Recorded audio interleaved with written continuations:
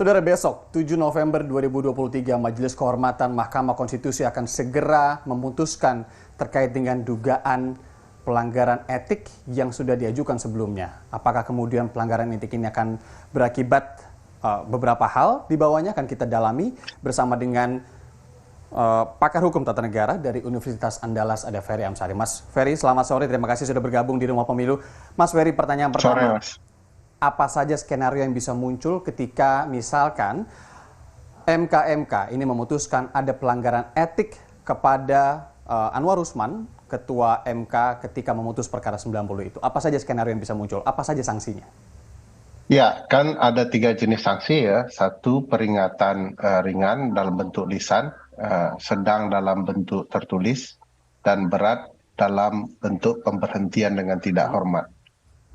Jadi kalau kemudian dijatuhi bahwa terbukti melanggar etik ringan dan sedang, lalu tidak diberhentikan, problematika besarnya adalah ketika perselisihan hasil pemilu yang akan datang muncul, maka perdebatan soal konflik kepentingan antara Ketua MK dan salah satu pasangan calon juga akan terus berulang dan terjadi. Kalau kemudian diberikan sanksi berat, maka pertanyaan besarnya apakah Majelis Kehormatan Mahkamah Konstitusi berani melampaui wewenangnya atau tetap konsisten dengan wewenangnya untuk sekedar memeriksa masalah etik, tidak memeriksa hal-hal lain di luar problematika etik.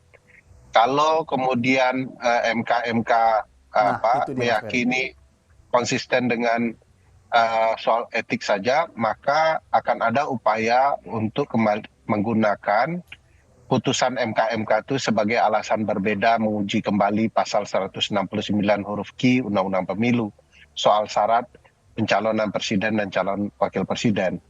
Tapi kalau kemudian MK melewati itu, tentu akan ada perdebatan yang luar biasa soal patutkah MK menjatuhi putusan di luar wewenangnya. Nah, bagi saya tidak patut MK di luar wewenangnya, dan itu malah membuka ruang baru untuk pasangan Prabowo Gibran punya alasan hukum kuat untuk mempertanyakan putusan MK. Jadi bagi saya MK harus berada di koridornya dan biarkan putusan MK itu menjadi ruang baru untuk pengujian ulang atau pasal yang sama, objek yang sama di Mahkamah Konstitusi agar bisa diperbaiki sendiri melalui putusan MK yang baru. Ya, Mas Fer, berarti kalau saya garis bawahi, apakah kemudian ini bisa berdampak pada putusan MK terkait perkara 90, ada di beranikah MK melampaui kewenangannya atau tetap konsisten pada jalurnya begitu ya? Kalau dari perspektif Anda, ini bisa dilakukan nggak sih sebenarnya sama MK? Tapi apakah kemudian itu nanti jadi presiden baru lainnya, menjadi ruang diskusi lainnya yang kemudian ini bisa menjadi pertanyaan besar soal legitimasi MK itu sendiri ke depannya? Ya, menurut saya sih tidak boleh MK melampaui wewenang ya. Sesuatu yang melampaui wewenang itu salah berdasarkan Undang-Undang Administrasi Pemerintahan. Jadi MK harus konsisten dengan tugasnya saja. Tapi putusannya itu tentu bisa menjadi alasan baru ya untuk melakukan pengujian kembali. Dan itu sudah dilakukan MK berkali-kali, tidak hanya satu kali ini. Bahwa MK mengubah putusannya terdahulu dengan putusan-putusan MK yang baru.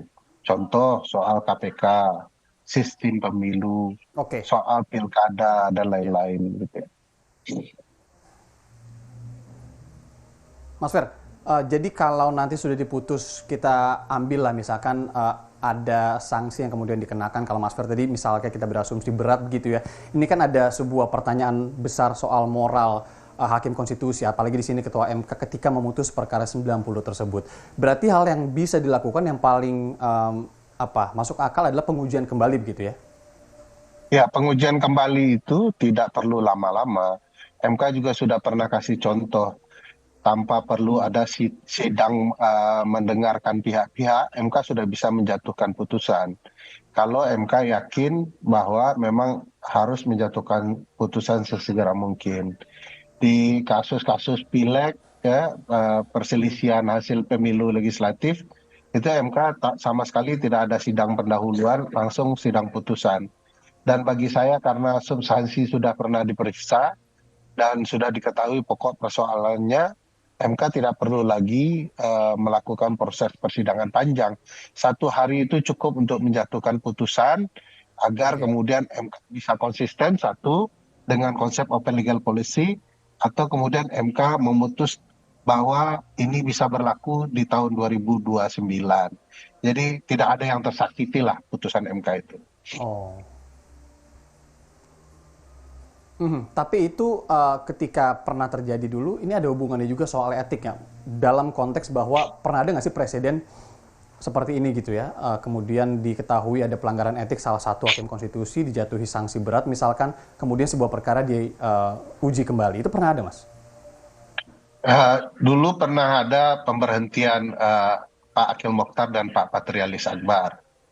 Ya, tentu karena waktu itu berbeda pokok persoalannya. Kalau Pak Akhil Mokhtar kan berkaitan dengan persisian hasil pemilu. Nah, Ya. pihak-pihak kemudian tidak melakukan upaya berikutnya. Kalau Pak Patrialis Akbar itu kan berkaitan dengan pengujian undang-undang, persis sama seperti ini. Sepanjang tidak ada pihak lain kemudian mempertanyakan, karena kan pihak yang mempertanyakan undang-undang juga bermasalah di kasus Pak Patrialis kan. Kalau beda dengan konteksnya dengan sekarang ini, publik yang merasa bermasalah dengan putusan itu dan kemudian mengkritiknya. Jadi ini baru pertama kali lah kurang lebih begitu. Baru pertama kali ya. Kalau Anda melihat misalkan ini nanti diujikan kembali dengan apa namanya, dengan landasan seperti apa ini kemudian bisa kemudian diujikan kembali? Apakah dengan landasan sanksi yang diberikan kepada hakim konstitusi misalnya menjadi landasan baru, atau seperti apa? Karena kan kalau kita ketahui juga, Mas Ferry, koreksi kalau salah, putusan MK-nya sendiri final and binding begitu. Jadi ini agak membingungkan. Ya. Jadi begini, putusan MK itu berdasarkan pasal 24C Undang-Undang Dasar dan pasal 10 Undang-Undang MK final and binding, termasuk dijelaskan dalam penjelasan putusan. Putusan MK yang berkaitan dengan ketentuan pasal 10 ini juga menjelaskan kurang lebih sama.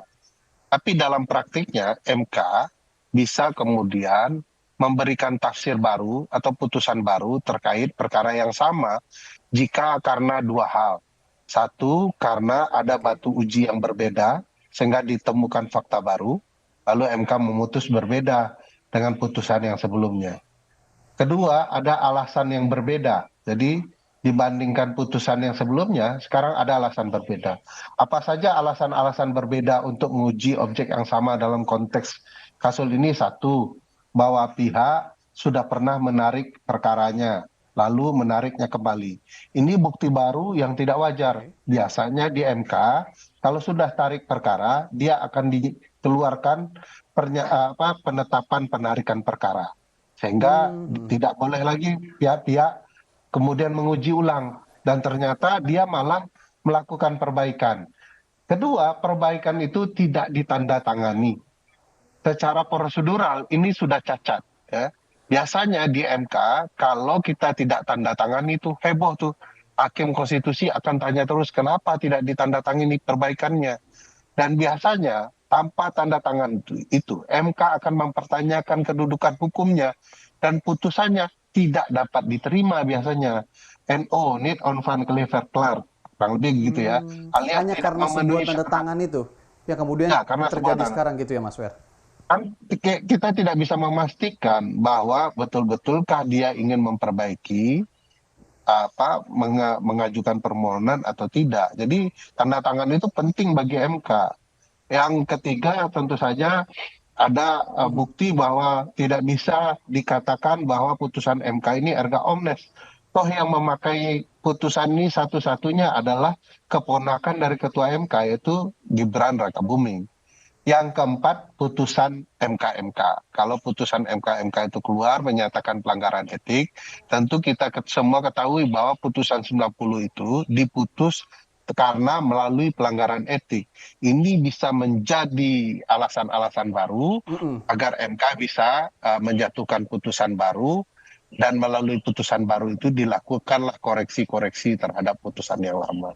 Banyak sekali itu soal putusan MK Misalnya soal status KPK dulu juga diperbaiki melalui putusan yang baru. Soal rejim pilkada itu sampai 3 kali, 4 kali terjadi perubahan melalui putusan-putusan yang baru.